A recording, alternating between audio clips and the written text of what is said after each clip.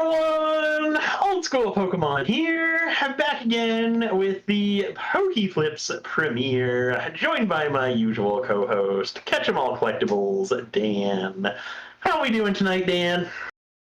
Doing better than I was last week. You see, my body knew if it was going to break down and have to go to the hospital, it knew to do that off podcast week. So thankfully we didn't miss a bit here. Miss a beat here. That's good. That's good. But yeah, as you guys know, every other episode we will be doing like an eBay critique. We did it last episode, so the following episode, if you want to get your hat in the ring on that, I think we only had 2 people comment so far on the last live.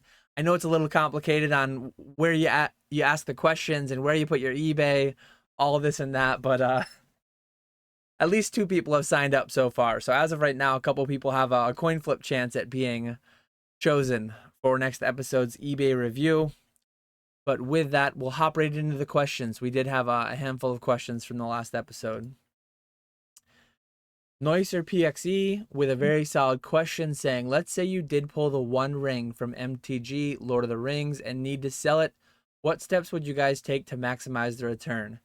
So for anyone unaware, Magic has these this product coming out, Lord of the Rings collaboration, and there are several tiers of serialized ring, but there is like a one of one ring. There are, at the time of this recording, multiple bounties out. I saw that some Spanish LGS has offered $2 million apparently, and David Adams Card World had the biggest one before that, $1 million.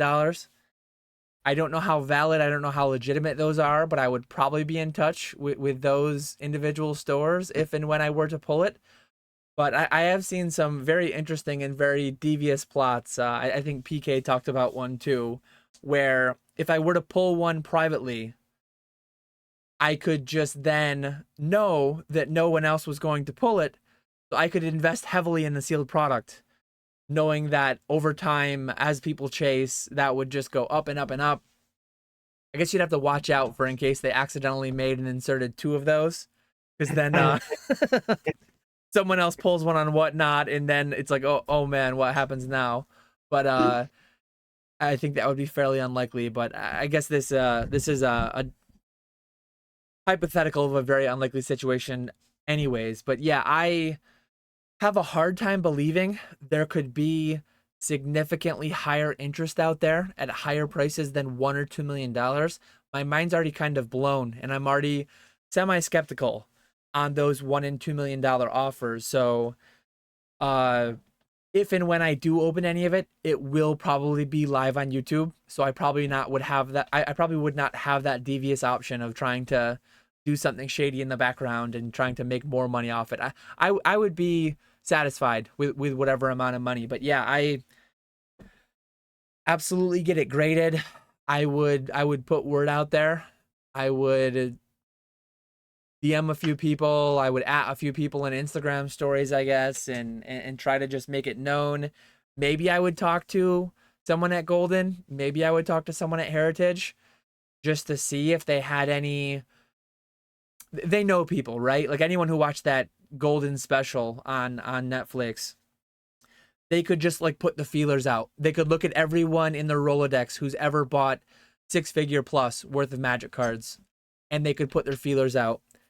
So yeah, I would not be in a massive rush, but I would absolutely be selling that thing quite quickly after pulling it. I mean, within a few months tops, because you're talking about life-changing amounts of money. That would like get me to the number I want to be at eventually for just financial freedom. So yeah, what about you? Any master plan to milk extra money out of it? What's your strat? Well, the best strategy would be, like you were saying earlier, to not tell anyone about it and heavily invest in the boxes.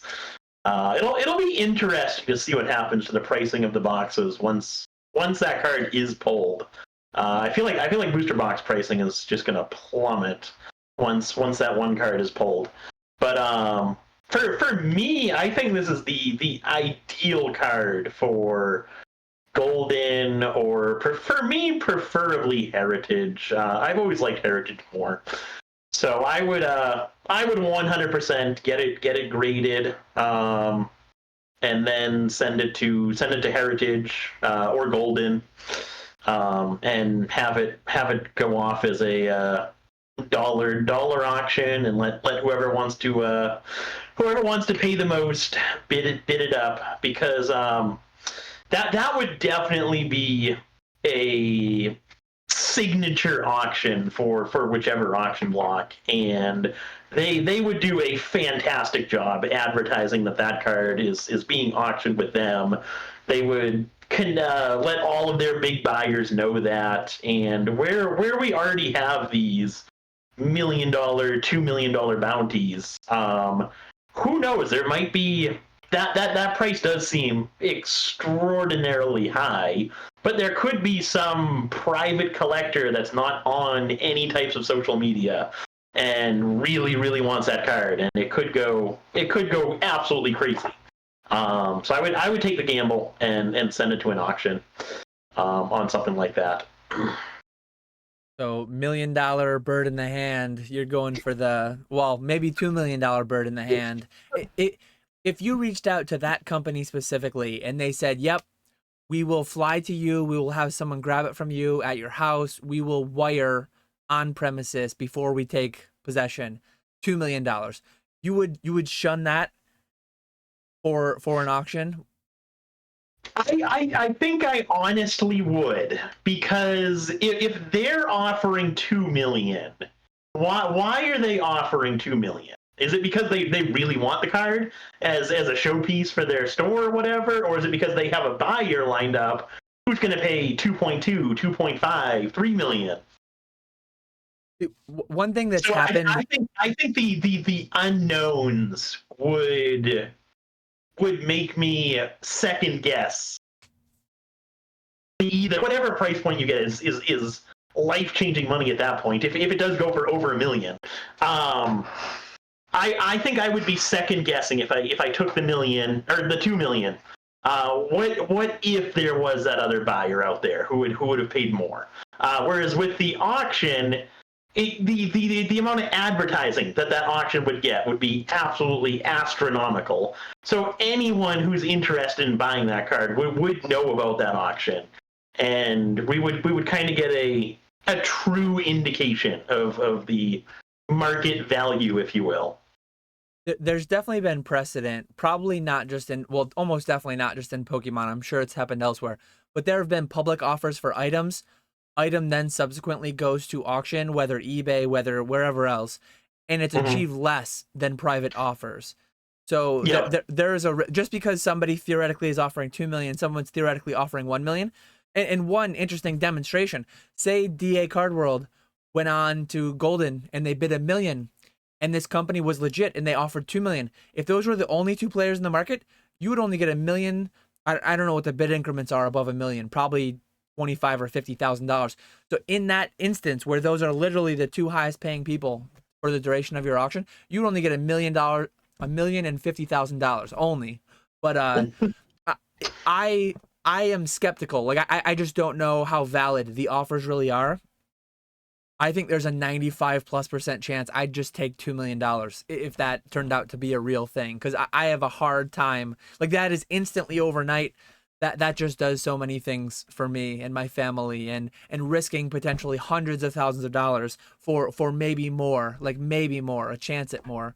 Because they'll give you 10%, if not slightly better, but break even would be 2.2 million, right? 2.2 million through one of these companies. You'd have to get obviously above to cover the nice 10% they'll take off the top. But anyways, very hypothetical thing. Neither of us will find ourselves in, but I think an interesting thing to go through.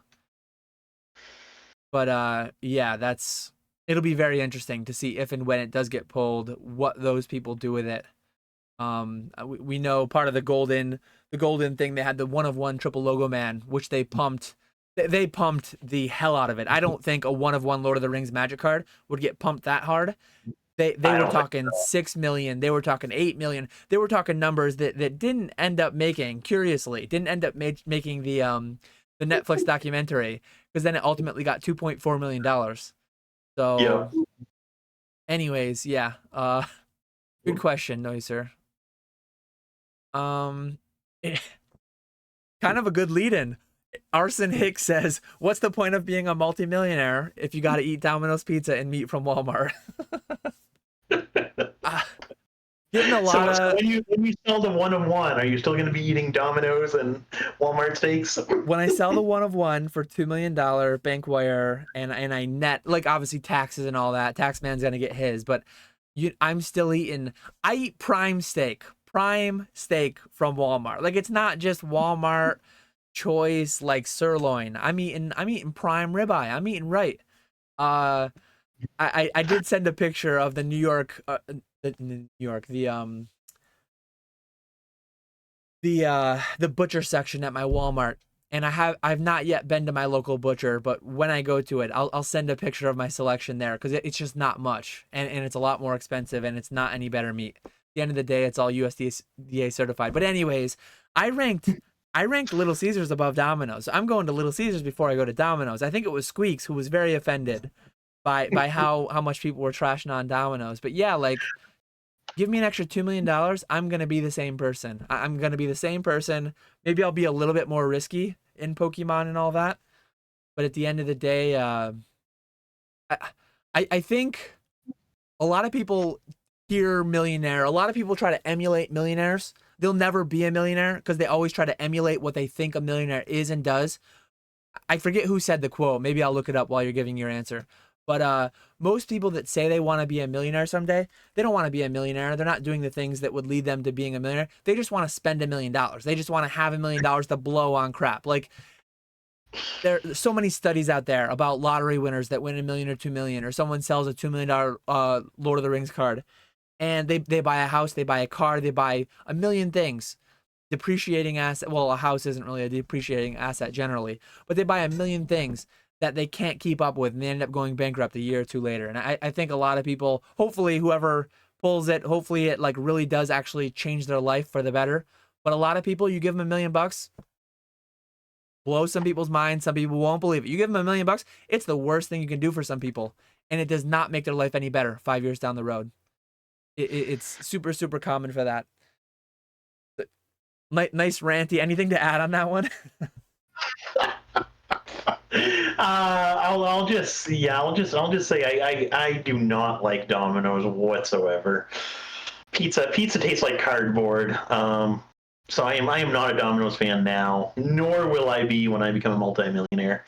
And as far as the Walmart thing goes, I'm not a big fan of Walmart either. More of a Target person. Tarjay. You got to say that with the pinky in the air, right? Tarjay. Yes, yes. Actually, it's a very, very good book that I read a couple years ago. Morgan Housel, The Psychology of Money. He says when most people say they want to be a millionaire, what they might actually mean is, I'd like to spend $1 million, and that is literally the opposite of being a millionaire.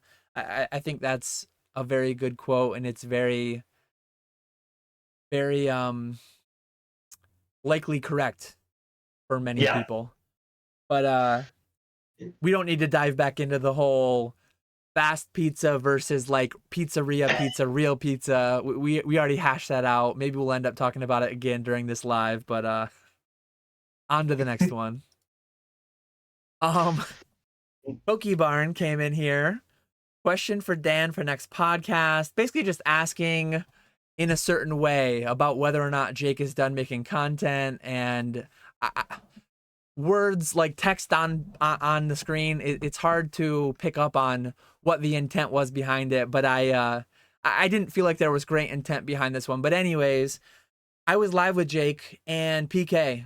Poke Knowledge had Jake and I on the other night, and if you're that hungry for content from Jake, one, I guess Nick and I can use this opportunity to both shout out our paywalls. I know that some people get fairly salty that like paywalls exist, but link, I don't think we have it linked in the description here, but link in the description of my videos is my paywall, Pokenomics Patreon. Nick, you have some linked. Yours is I forget what yours is called exactly. How can people find your evil paywall? I,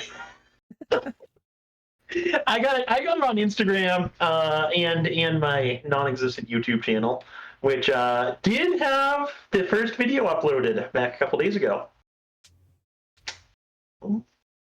Quarterly YouTube video, right? Your new posting schedule every main set release.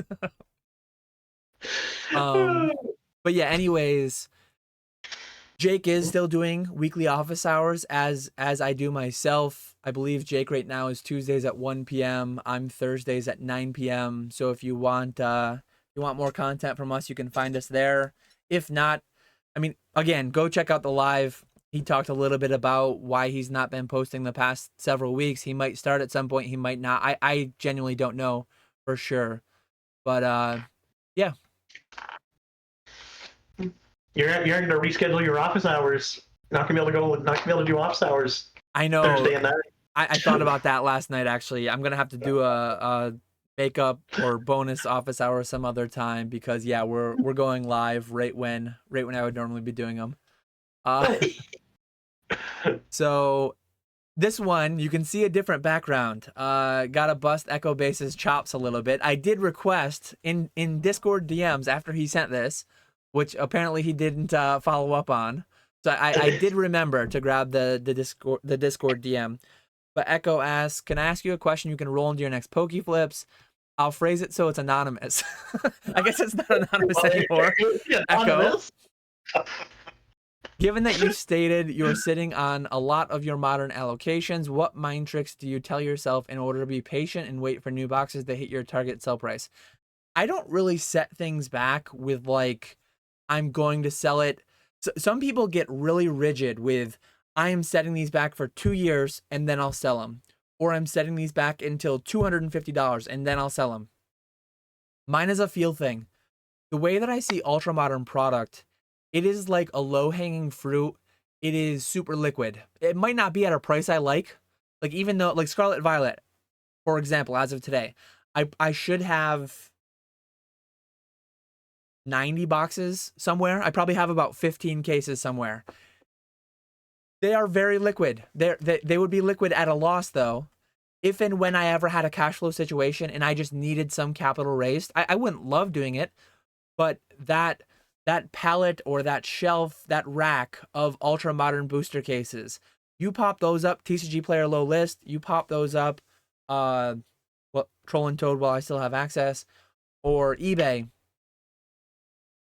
they're still moving. Like they're not moving as quick as some of the other ones, but ultra modern is really ultra liquidity. So that said, like my goal theoretically is to have 10 to 20 cases of every set. Most sets I don't because the price went higher than I would have expected sooner. So most cases I've like sold, plus the whole wrench in the plan that is Troll and Toad Evo getting kicked off there. But anyways, yeah, I don't let them handicap me. So I don't hold more ultra modern booster boxes that would prevent me from buying like big juicy collections, that would prevent me from buying things. Like I'm not too proud to take a loss on something to have the capital to deploy elsewhere in something more fruitful immediately. So yeah, it's completely a feel thing though. There's no like rigid rules. I guess before we get to the second half, because then we'll talk about more like storage space. So if you want to address the first half, and then we'll go into the second. Yeah, I'm the same way. For Sword and Shield, I was doing 2 cases of every set. For Scarlet and Violet, I'm going for 4. And my plan right now, obviously it could change, is to hold. So like Sword and Shield, I have 2 cases of each. My plan now is to hold 1 case of each for the very long term, 5-10 years from now, and then 1 case of each will be sold eventually, whether that be through. Right now, my mind is on eBay Live, so hopefully one day those boxes will become more expensive, really popular. So I'll be able to do like a Sword and Shield era box break where everyone gets one pack of every set from Sword and Shield, or do something like that, or maybe just sell some of the boxes if the price continues to go up. I haven't sold any of the where I only have 2 cases of each. I haven't sold any since we've seen pricing go up on a lot of them. So I do plan to hold them for longer than that. But again, really don't have a specific price target in mind. That when the boxes reach X price, then I'll sell them. It's more so just setting them back. Clearly you don't, because you still have your Evolving Skies cases. Diamond handsing those ones. Yes, I still have my 2 cases of Evolving Skies. Second part of the question was also with Troll and Toad Evo going away, how do you plan to store 10 to 15 cases of Modern 4 times a year for 2+ years? LOL. So I did the math on it. I think I already forgot what the dimensions of a booster case were, but you remember? You said 24. Oh, 20 by 6 by 6. 20 by 6 by 6. So doing the math on that, 20 by 6 by 6, approximately 0.4 cubic feet. That was the dimensions of the box that I ship a case in. So a case is slightly less than that. So if you figure about 0.4 cubic feet per box, I personally have racks. I think pre-recording I actually did the math wrong. I thought they were 2 by 5 by 8, but I'm pretty sure I have one right across from me. It looks twice as wide as it is deep. So I think it's 2 by 4 by 8. So on that, I can fit, if you do the math on that, that works out to 64 cubic feet on one of my racks. 64 cubic feet divided by 0.4 cubic feet per. And it's not going to be 100% efficient because, yeah, just the way the dimensions work, like they might, I don't know. Like I've not, but according to that math, you can fit 160 cases on one of my shelves. 160 cases, that gets you 80 cases a year. That gets you 20 cases of booster boxes for the 4 main sets. If you start talking collection boxes, if you start talking ETBs, things like that, yeah, that gets a lot more roomy. That gets a lot more voluminous. If I'm saying that right. But that's partially why booster boxes are kind of king when it comes to holding and store, because it's just like it's like the most bang for your buck, like volume wise, space wise. And not everyone has a room for a 2 by 4 by 8 shelf to just sit on stuff, let alone maybe 4, 6, 8 of them, 10 of them. But if and when, like where I currently am, I do have some other areas that I do have access to store stuff if I needed. Like I have, I mean, if I hit up a couple people that I know who are quite local to me and run businesses of their own, if I needed space for 4 or 8 or 12 pallets worth of stuff, I would have access to that at very, very low cost. So not everyone is in that position. So depending on the position you're in, maybe you work out of your house in Manhattan, out of a 1-bedroom or a studio apartment in Manhattan or some other big city, becomes much more of a consideration. I'm just not in that. So like I'm working with what I have. You got to work with what you have. Space to me is like I can't say no concern, but like very little concern in the way that I'm set up currently. So 15 cases of Modern along with 50 or 100 ETBs. I liked it better when it was at Troll and Toad. I mean, I like it today that it is there, but when it comes back, it will have a home, I guess is what I'll say. What about you? Yeah, I just do booster boxes. I have a few of the Celebrations UPCs, a few of the Charizard UPCs. Aside from that, though, I don't have any other ETBs or collection boxes or anything like that. Mainly because of space and because I don't want to be setting all of this stuff back. I like booster boxes the most, so that's what I focus on. And like you were saying, booster boxes don't fill up that much space. I just keep all of mine in my closet. So I'm a closet collector, I guess. But and I do the Rudy method where I lay one stack, and then for the second stack I'll kind of move it in a little bit so that the second stack is stacked on the kind of like building a pyramid almost. I guess that's the best way to explain it. So that way the boxes don't ever get crushed. The Nick's got a pyramid scheme going.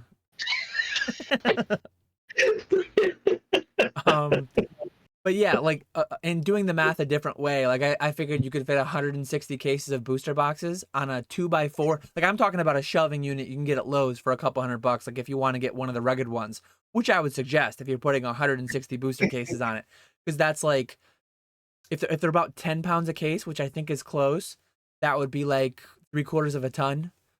That would be like 1,700 pounds. Yeah, don't get the flimsy storage shelves.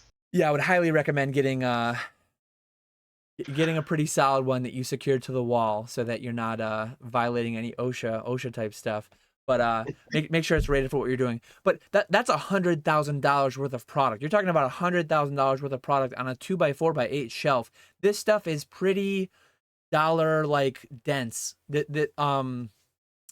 I don't ever see a scenario in which I'd have 4 of these shelving units filled with booster cases specifically or anything like that. So I know, again, everyone's in a different scenario. Maybe everyone doesn't just have the ability to have 10 or 12 of these shelving units or something like I have the ability to where I'm at. So you got to just you got to plan all this out. You got to figure what your abilities are, and you got to go from there. And yeah, Echo, I got you in through the Discord DM. Next time, leave it on the live stream. I do get a decent amount of these from other people, not just a single out. I'm singling out Echo because I remembered. A lot of people I've forgotten. Like they'll DM me on Instagram, or they'll email me, or they'll message it somewhere, and I'll just be like, can you please leave it on the live? I'm probably going to forget. And then I think I always have, because I think this is the first time I've showed a non-YouTube comment. Playing favorites. Yeah. See how it is. It's literally because the timing was yesterday, and because today I was going through and doing some calculations on like how much product I have. I have a lot of MetaZoo too that's going to be coming back, and I was actually like running some rough numbers on this type of stuff recently. So yeah, it was fortunate timing for Echo in that it was the day before and it was like relevant to what I was doing today. But yeah, that's everything. I don't know if you have anything else to add. I think I was pretty talky there, so we extended this one out almost to 30 minutes. Awesome. No. Up next, right after this, we'll have Gem Mint Collectors and Nick joining us for the live. So definitely looking forward to that, and hope to see all of you over there. Yeah, and with that, we will send you right over. See you in a bit.